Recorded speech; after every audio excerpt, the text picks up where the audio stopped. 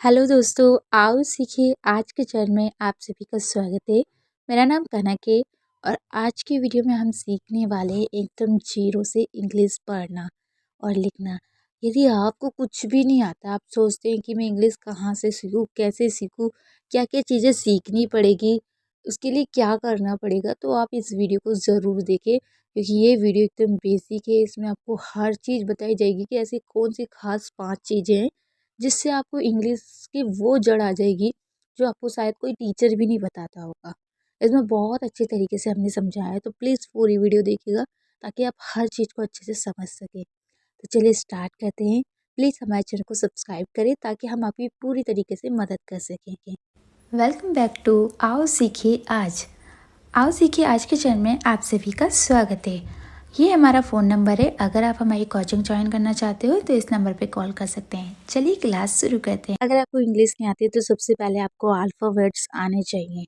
मैं जानती हूँ कि कुछ ऐसे स्टूडेंट होंगे जिन्हें आता होगा अल्फ़ाबेट्स में, लेकिन अगर आपको नहीं आते हैं अल्फ़ाबेट तो पहली बात तो आपको पढ़ना कैसे है और याद कैसे करने हैं।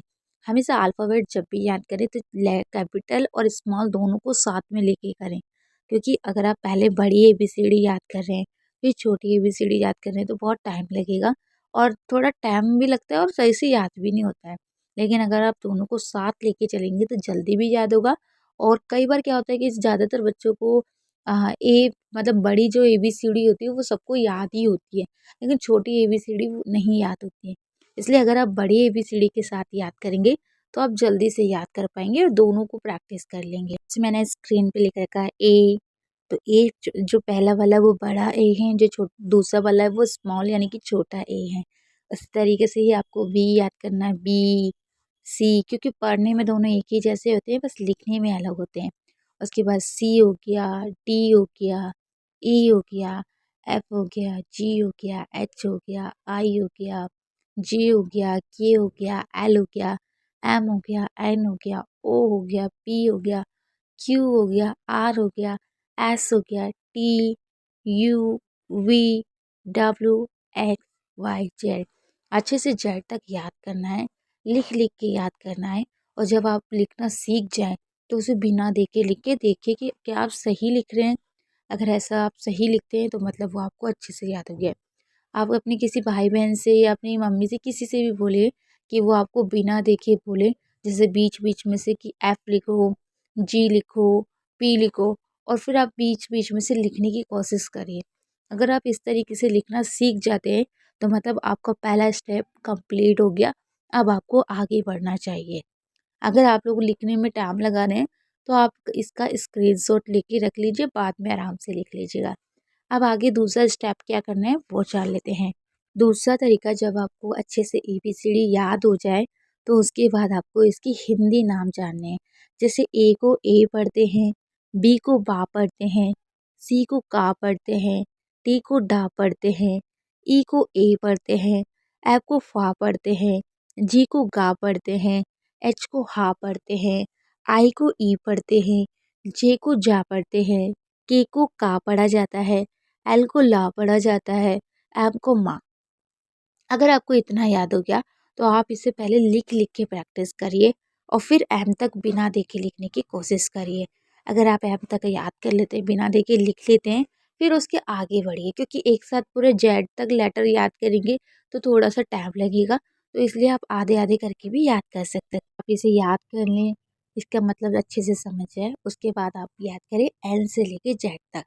जैसे एन को ना पढ़ा जाता है, ओ को ओ पढ़ते हैं, पी को पा पढ़ते हैं, क्यू को कब पढ़ा जाता है, आर को रा पढ़ते हैं, एस को सा पढ़ते हैं, टी को टा पढ़ते हैं, यू को आ पढ़ते हैं, वी को वा पढ़ा जाता है, डब्लू को भी वाह पढ़ते हैं, लेकिन जो जो डब्लू वाला वाह होता है वो थोड़ा तेज बोला जाता है। एक्स को कश पढ़ा जाता है। वैसे इसमें ए भी लिख दे तो वो ए हट जाएगा, सिर्फ कश पढ़ा जाएगा। वाई को या पढ़ते हैं, जेड को ज पढ़ते हैं। जेड वाला जो जा होता है इस पे हल्का सा न का साउंड होता है, जैसे जर्न, इस तरीके से। तो आप इसको अच्छे से लिख लिख के प्रैक्टिस करिए, याद करिए। अगर आपके पास कोई टीचर नहीं है तो आप खुद से भी प्रैक्टिस कर सकते हैं। बस आपको मैंने बता दिया कि कैसे तैयारी करनी है। जब आप यहाँ तक अच्छे से प्रैक्टिस कर लें, बिना देखे इसको लिख लें, एक एक को बिना देखे बता सके, तो समझ जाइए आपको ये याद हो गया। थोड़ी सी मेहनत तो करनी पड़ेगी, क्योंकि कुछ पाने के लिए कुछ खोना पड़ता है। तो अगर आप इसको पाना चाहते हैं तो आपको थोड़ी सी मेहनत करनी पड़ेगी, अपने जो आपका आराम का वक्त है उसको खोना पड़ेगा। तो यहाँ तक आपको हो गया। एक चीज़ और बोलूँगी, मैं बहुत मेहनत करती हूँ, लेकिन फिर भी आप लोग लाइक नहीं करते हैं, तो प्लीज़ एक लाइक ज़रूर करें, ताकि हमें भी अच्छा लगे कि हमारे स्टूडेंट बहुत अच्छे हैं और देखो हमारी कितनी केयर करते हैं कि हमें लाइक भी करते हैं, हमारे वीडियो को सपोर्ट करते हैं और सब्सक्राइब भी करते हैं, ताकि हम उन्हें आगे सिखा सकें। और शेयर ज़रूर करिएगा ताकि सबको सीखने का मौका मिले। और उसके बाद जब आपको याद हो जाए तो आप इसको इस तरीके से लिखिए, जैसे मैंने कॉपी में दिखा रखा है। इसको ऐसे लिखना है और अच्छे से तेज-तेज पढ़ना है, ताकि आपके कानों तक आवाज़ जाए और कानों से हमारे माइंड तक, दिमाग तक आवाज़ जाती है। और जब हमारे माइंड में आवाज़ पहुँच जाती है तो वो चीज़ें जल्दी याद हो जाती हैं। तो ये समझ में आ गया। अब इसके आगे आपको क्या करना है वो जान लेते हैं। आगे आपको ये आ जाएगा, तो फिर आपको ये याद करना है। अब क्योंकि आपने ए से लेके जेड तक अच्छे से सारे व्यंजन के बारे में जान लिया है कि ए का मतलब क्या होता है, तो ये आपसे जल्दी से याद हो जाएगी। इसमें ज़्यादा टाइम नहीं लगेगा। लेकिन अगर आप डायरेक्ट ABCD से इस पे आते तो आपको बहुत नया-नया लगता और बहुत लेट सीख पाते। तो जो ऊपर वाले आप देख रहे हैं, इसको हम बोलते हैं मात्राएँ, और हिंदी में हम इन्हें बोलते हैं वोवेल्स। तो इसको पहले याद करेंगे, आ का ए, बड़े आ का डबल ए। वैसे आप डबल ए मत लिखिए, ए ही लिखिए, क्योंकि डबल ए बहुत कम लिखते हैं। ई का आई होता है, बड़ी ई का डबल ई होता है, ऊ का यू होता है, बड़े ऊ का डबल ओ होता है, यू भी लिख सकते हैं। अगर वो आपके ऊपर डिपेंड करता है, आप जल्दी बोल रहे हैं तो यू, धीरे बोल रहे हैं तो डबल ओ। उसके बाद री से ऋषि के लिए हम वैसे तो री से ऋषि बोलते हैं, लेकिन इसकी आवाज़ होती है री, और री का मतलब है RI। ए के लिए ई लिखे, बड़े ए के लिए AI लिखे, ओ के लिए ओ लिखे, बड़े ओ के लिए AU लिखा जाता है। देखिए जो छोटा ओ होगा वो जल्दी बोला जाएगा, जो बड़ा ओ होगा वो धीरे बोला जाएगा। तो जितनी भी मात्राएँ होती हैं, अगर वो छोटी मात्रा है तो वो जल्दी बोली जाएगी, अगर वो बड़ी मात्रा है तो वो धीरे बोली जाएगी। जैसे अन का साउंड है तो अन का आ रहा है तो AN लिखें, की आवाज़ आ रही है तो AM लिखें। ठीक है, आहा ज़्यादातर नहीं लिखा जाता है, लेकिन आप लिख लीजिए, कभी काम आ जाए। उसके बाद आपको याद करना है, क का के होता है, खा का KH होता है, गा का जी होता है, घा का GH होता है, च का CH होता है, छ का C डबल एच, यानी कि जब छ लिखते हैं तो 2 बार H लिखा जाता है। ज का जे होता है, झा का JH होता है। ये आड़ा वगैरह नहीं यूज़ होता है, तो मैंने लिख दिया, लेकिन आप लिखिए ना लिखिए चल जाएगा आड़ा वगैरह। उसके बाद टा के लिए टी लिखे, ठ के लिए TH लिखे, डा के लिए डी लिखे, ढा के लिए DH लिखे, और अड़ा के लिए एन लिख सकते हैं, लेकिन अड़ा ये वाला अड़ा आ सकता है, लेकिन ज़्यादातर अड़ा वगैरह नहीं आते हैं। तो इस यहाँ तक आप पहुँच गए। इसको फिर से वही करना है, पहले मात्राओं को अच्छे से याद करना। जब सारी मात्राएँ याद हो जाए ना, उसके बाद आपको क से लेके आपका आ से लेके ड तक याद कर लेना है। आपको पता है कैसे याद करना है, लिख-लिख के याद करना है। जब तक याद होने के बाद बिना देखे लिखना ना सीख जाए, जब तक याद करना है। तो यहाँ तक हो गया, समझ गए? बीच-बीच में से भी लिखिए, जैसे किसी ने, आपके फ्रेंड्स ने, आपकी बहन ने बोल दिया कि चलो गा लिखो, तो गा का मतलब लिखो जी होता है। किसी ने बोल दिया कि चलो अब झा लिख के दिखाओ, झा का मतलब GH। इस तरीके से याद होना चाहिए। उसके बाद आपको ता से लेके ज्ञा तक याद करना है। तो ता के लिए टी लिखते हैं, था के लिए TH लिखते हैं, दा के लिए डी लिखते हैं, रा के लिए DH लिखते हैं, ना के लिए एन लिखा जाता है, पा के लिए पी लिखते हैं, फा के लिए PH लिखते हैं, वा के लिए वी लिखा जाता है, भा के लिए BH, माँ के लिए एम लिखते हैं, या के लिए वाई लिखते हैं, रा के लिए आर लिखते हैं, ला के लिए एल लिखते हैं, वा के लिए वी लिखते हैं, शा के लिए SH, और शा षटकोण के लिए भी SH लिखा जाता है। सिर्फ स अगर जल्दी से बोला जा रहा हो तो सिर्फ एस लिखें। देखिए शा षटकोण और ये वाले शा में क्या फ़र्क होता है कि जब हम शा षटकोण लिखते हैं तो उसमें ह का साउंड आता है श, और जब हम सिंपल शा बोलते हैं तो श एकदम जल्दी बोला जाता है, उसमें हा की आवाज़ नहीं होती है। तो दोनों में ये फ़र्क होता है, ठीक है? अब यहाँ तक आपको समझ में आ गया। अब देखिए जब आपको ये अच्छे से याद हो जाए तो अब क्या करना है, ये भी हमारे मन में डाउट होता है कि मैं यहाँ तक तो सीख चुकी हूँ, लेकिन इसके आगे क्या करूँ, कैसे सीखूँ, ये समझ में नहीं आता है। तो उसके आगे आपको 12 खड़ी अगर आप चाहें तो अच्छे से प्रैक्टिस कर सकते हैं, और 12 घड़ी प्रैक्टिस करने से ये होता है कि आप जल्दी-जल्दी नाम लिखना सीख जाते हैं। तो 12 घड़ी यहाँ पर इस तरीके का एक चार्ट पेपर आपको मिल जाएगा या किसी कायदे में आप देख सकते हैं। लेकिन बेसिक क्या होता है, काका के का पे आ का डंडा है तो का पे आ के डंडे के लिए क्या लिखेंगे, के ए। अगर का पे ई की मात्रा है तो के आई लिखेंगे। और अगर बड़ी ई की मात्रा है तो के आई ही लिखे या फिर डबल ई भी लिख सकते हैं। अगर का पे ऊ की मात्रा है तो के यू लिखे।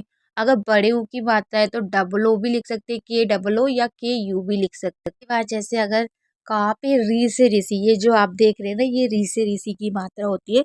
तो का के लिए तो के लिखेंगे, लेकिन री से ऋषि के लिए आर आई लिखेंगे। यहाँ पर आई नहीं लिखा है, लेकिन आप के आर आई लिखेंगे। अगर का पे ए की मात्रा है तो के ई लिखेंगे। अगर का पे बड़े ए की मात्रा है तो के ए आई लिखेंगे। का पे ओ की मात्रा है तो के ओ लिखेंगे। का पे बड़े ओ की मात्रा है तो के ए यू लिखेंगे। का पे अंक की बिंदी है तो के एन लिखेंगे। और अगर अंकी बिंदी है तो के या एम भी लिख सकते हैं। बस आपको ये ध्यान रखना है कि अगर हम उसे कन पढ़ रहे हैं तो के या एन लिखेंगे।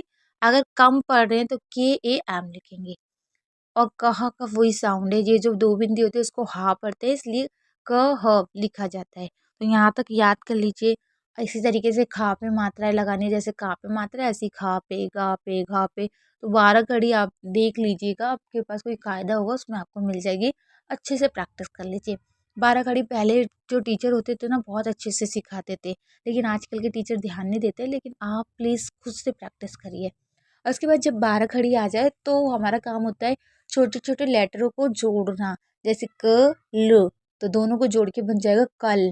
तो आपको इंग्लिश में कैसे लिखना है, पहले हिंदी में लिखे फिर इंग्लिश में। का के लिए के, ला के लिए एल। बीच में हमेशा ए जरूर लिखे, चाहे कुछ भी हो, मतलब चाहे कोई मात्रा ना हो, लेकिन तब भी ए लिखे। लेकिन अगर मात्रा है तो फिर कुछ नहीं लिखना है, फिर वो मात्रा ही लिखिए।